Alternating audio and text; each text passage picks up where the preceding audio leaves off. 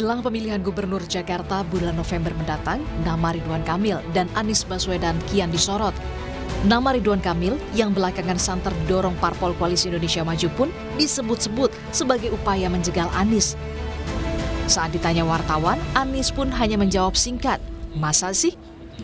Anies bahkan tak memikirkan siapa lawannya yang akan maju, karena menurut Anies ujung-ujungnya nanti rakyatlah yang memilih.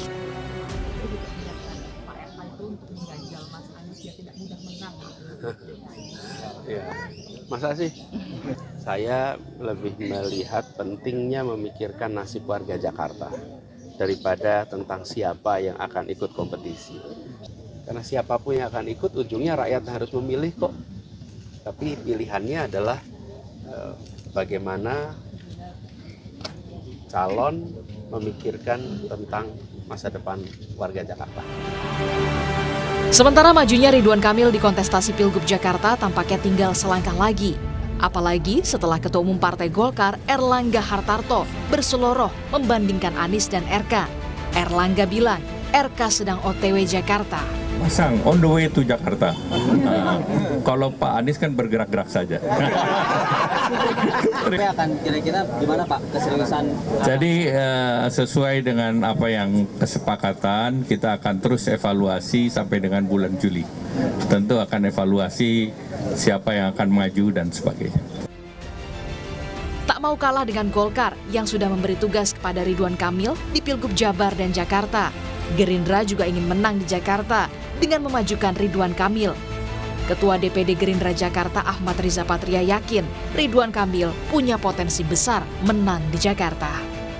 Gerindra kan ingin menang di Jakarta ya. Salah satu tokoh yang menurut kami punya potensi yang besar untuk bisa mengalahkan Mas Anies ya Kang Emil. Jadi nggak salah saya kira kalau Gerindra mengusulkan atau mengusung Kang Emil untuk Pilkada DKI. Dan saya punya optimisme Kang Emil punya prestasi besar di Jawa Barat yang juga bisa dibuat ya di DKI Jakarta ke depan.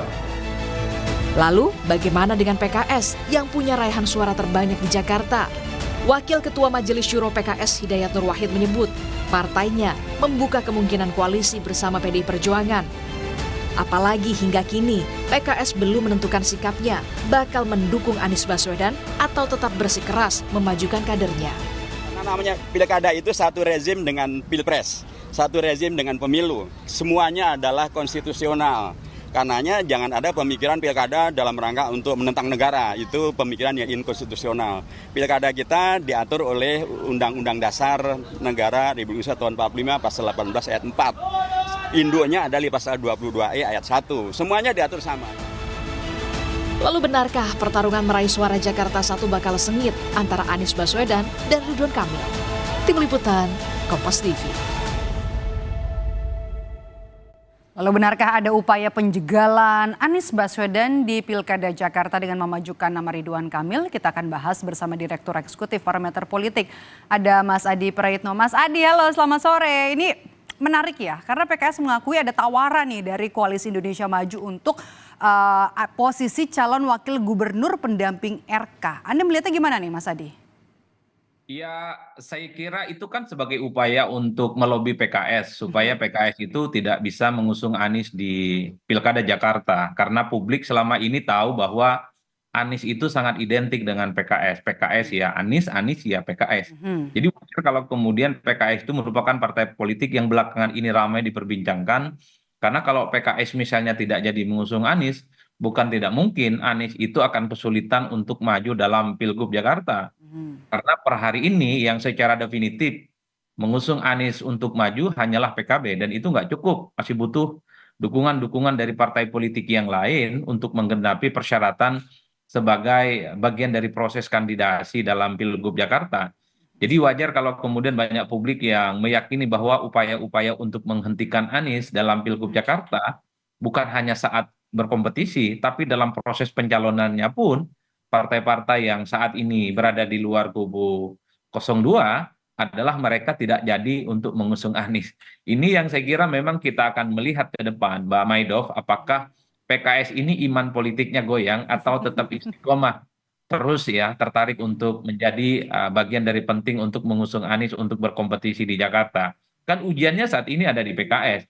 Karena kalau PKS menolak tawaran itu dan bergabung dengan PKB, maka Anies sudah cukup untuk maju dalam Pilgub Jakarta. Jadi kalau mau jujur, PKS ini salah satu partai politik yang bisa mengunci apakah Anies bisa maju di Jakarta ataupun tidak. Kalau PKS nolak, maka PKB, Anies Baswedan harus mencari pengganti PKS. Gitu jawabannya adalah PDIP. Problemnya PDIP per hari ini juga belum memutuskan secara resmi apakah serius mengusung Anies ataupun tidak, atau hanya sebatas wacana yang belakangan ini terus dihembuskan. Oke. Soal penjagalan Anies ini sebenarnya bukan cerita baru, tapi cerita lama, bahkan sejak Pilpres 2024. Jadi Anda melihat ini sebagai upaya sistematis begitu ya, kembali untuk mencegal seorang Anies Baswedan, kali ini di Pilkada Jakarta? Ya, saya kira bukan hanya Anies Baswedan, calon-calon lain yang saya kira potensial maju dan kuat, kalau bisa ya sebisa mungkin mereka itu tidak punya tiket pencalonan. Jadi wajar kalau kemudian Anies Baswedan itu secara perlahan satu persatu dipreteli partai politik yang potensial mengusung dirinya, salah satunya PKS. Dan saya juga yakin bahwa PKB, mungkin juga Nasdem akan juga dilobi supaya tak jadi untuk mengusung Anies Baswedan. Dan bahkan sekelas PDIP sekalipun, partai pemenang pileg secara nasional, pemenang pileg di Jakarta yang nomor kedua, kira-kira begitu, sangat mungkin juga untuk dilobi. Kalau mereka itu ingin bertanding di Jakarta, asal bukan Anies yang diusung. Jadi kecenderungan di situ sebenarnya sangat kelihatan betapa Anies ini sebisa mungkin tidak bisa maju. Karena apapun judulnya per hari ini memang Anies ini kuat secara signifikan elektabilitasnya. Kalau Anies sampai punya tiket maju bertanding dalam Pilgub Jakarta, maka sulit sebenarnya ada figur lain yang cukup populer, cukup kuat, yang secara head to head bisa kompetitif untuk melawan Anies Baswedan.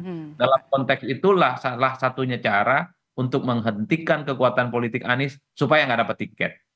Padahal kan katanya Pilkada Jakarta, Pilgub Jakarta ini nggak seru tanpa seorang Anies Baswedan ya. Oke, kalau gitu Mas Adi, kita lihat ya, sebenarnya kan beberapa pengamat juga sudah bilang bahwa Anies Baswedan adalah representasi dari partai Muslim begitu ya. Kemudian PKS juga jadi partai dengan raihan suara terbesar kemarin di Jakarta ya, tertinggi di Jakarta. Anda lihat seberapa besar peluang PKS mau gabung di Koalisi Indonesia Maju? Kalau mau jujur sebenarnya Mbak, Anies ini kan sangat identik dengan PKS sejak lama. Perilaku, sikap politik, dan statement-statement politik dari Anies itu kan sangat beririsan dekat dengan PKS. Jadi kalau dibelah hati para kader dan elit-elit PKS itu sebenarnya darahnya adalah darah Anies Baswedan. Ini yang kemudian menebalkan satu keyakinan bahwa kemanapun ada Anies Baswedan, disitulah kemudian PKS akan memutuskan langkah politiknya. Meski beberapa waktu yang lalu saya sering mengatakan, padahal PKS sebenarnya tidak terlampau banyak juga diuntungkan ketika menjadi bagian dari pendukung Anies. Misalnya soal Wakil Gubernur Jakarta yang mestinya jadi jatah Anies saat itu, yang mestinya jadi jatah PKS maksud saya, setelah Sandiaga Uno mengundurkan diri. Isi Gerindra. Betul, tapi at the end of the day-nya justru diberikan kepada Gerindra. Ini kan secara faedah politik dalam konteks Pilkada Jakarta. PKS hitungannya rugi gitu ya? Ya meski kata teman-teman PKS kalau mendengar klaim mereka, meningkatnya suara PKS secara signifikan Karena khususnya Anies. ini karena Anies Baswedan. Yang ingin saya katakan adalah ketika PKS misalnya ditawari untuk menjadi bagian dari koalisi kekuasaan pemerintah, ditawari macam-macam terkait dengan logistik misalnya, itu tentu godaan yang gak gampang. Mengingat PKS ini sudah 10 tahun adalah oposisi, saya kira akses terhadap ekonomi politiknya juga terbatas. Tiba-tiba ada godaan yang saya kira cukup luar biasa. Jangan usung Anies, tapi misalnya diajak berkoalisi. Bagi saya, ini adalah hal alamiah dan godaan besar bagi PKS. Oleh karena itu, kita tinggal uji apakah PKS ini tetap konsisten menjadi bagian dari duplikat, bagian dari penting dari Anies Baswedan, atau justru di kemudian hari PKS akan jauh lebih realistis memilih tawaran menjadi bagian dari koalisi pemerintah, koalisi kekuasaan dengan membatalkan dukungan politiknya terhadap Anies Baswedan. Oke, ini menarik ya, melihat pelajaran dari apa yang didapat oleh PKS ketika mengusung Anies di Pilkada atau di Pilkada DKI Jakarta kemarin ya. Oke, kalau gitu tadi Anda menyebut Mas Adi kalau ini adalah godaan yang luar biasa. Nah, untuk untuk PKS gitu, Partai Keadilan Sejahtera. Tapi kalau Anda lihat majunya RK ini memang jadi upaya untuk serius menjegal Anies di Jakarta.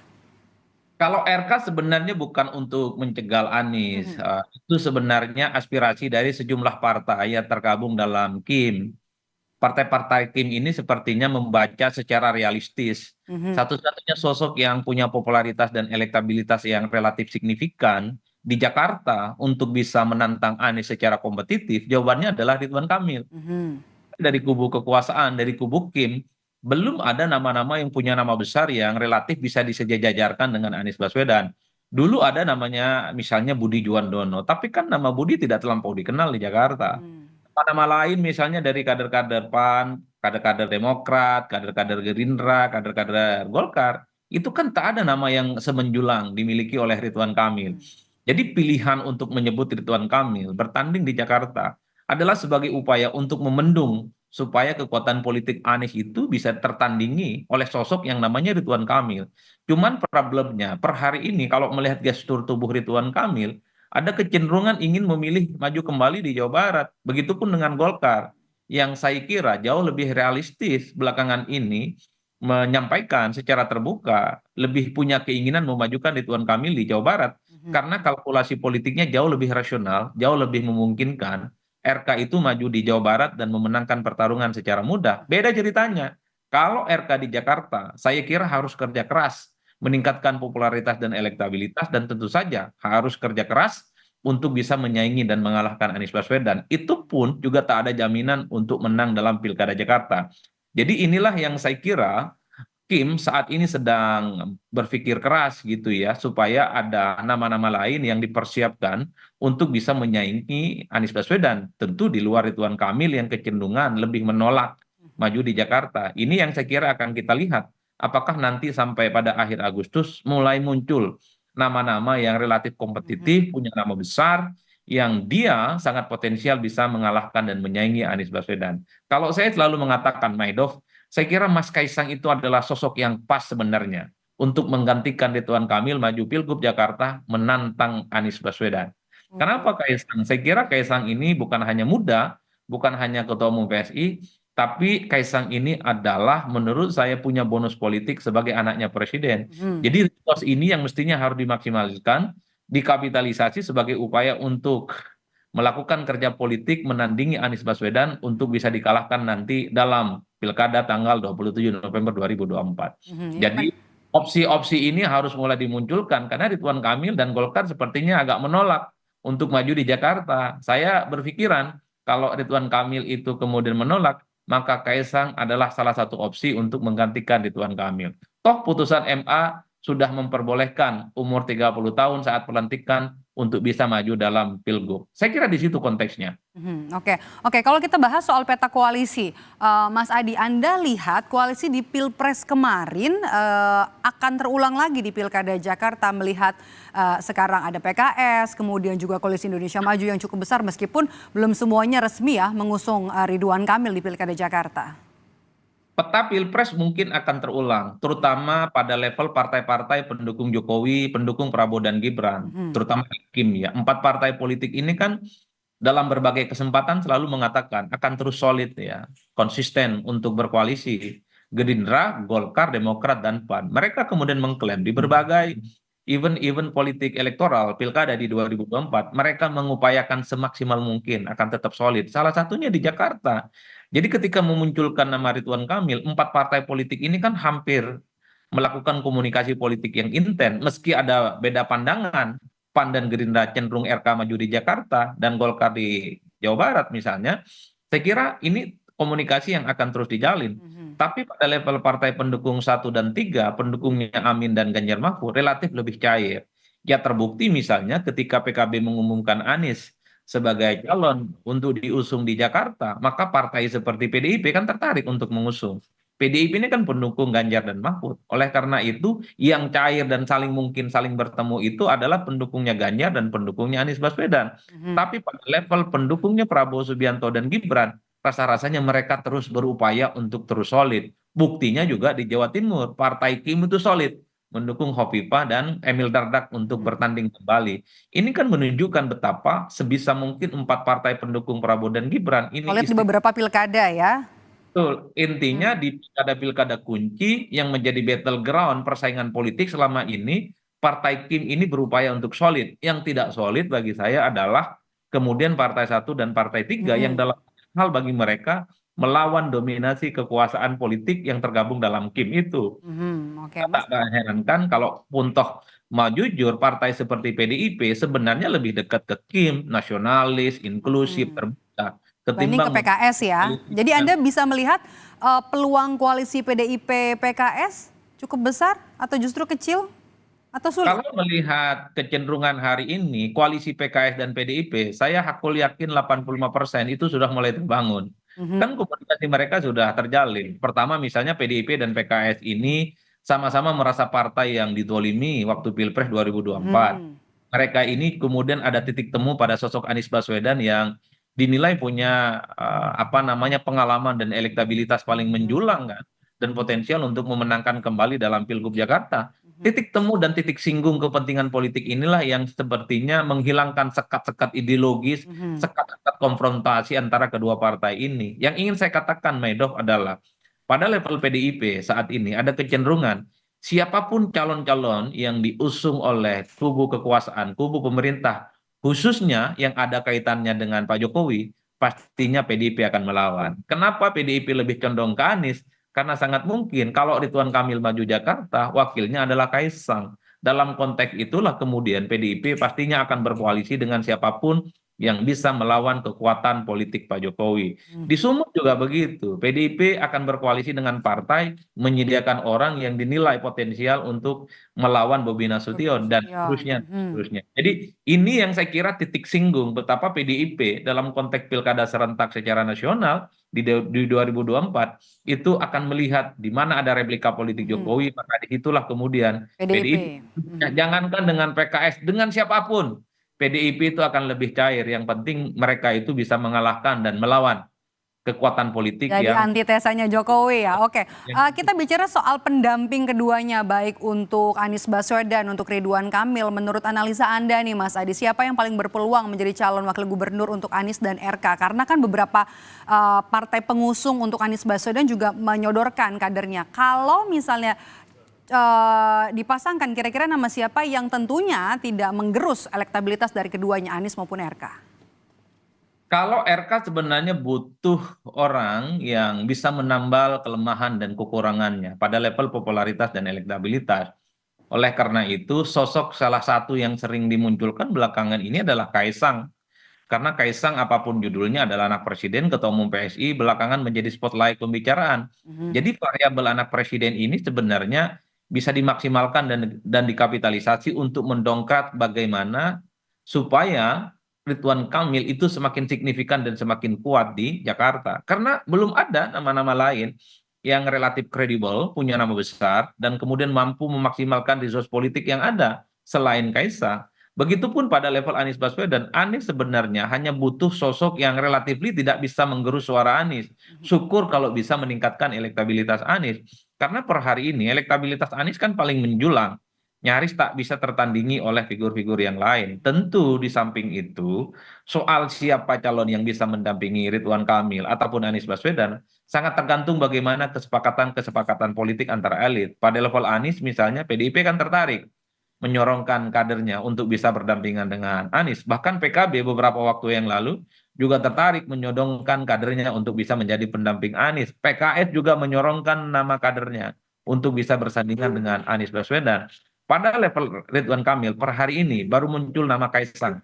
Karena Kaisang itu adalah sosok yang dinilai mampu mengkapitalisasi semua kemampuan politik para pendukung Pak Prabowo dan Gibran yang beberapa waktu yang lalu terbukti kuat di Jakarta. Dan ini sukses story-nya akan coba diulang ketika memajukan Ridwan Kamil, wakilnya adalah Kaisang, maka diharapkan bisa head to head secara kompetitif melawan kekuatan politik Anies Baswedan.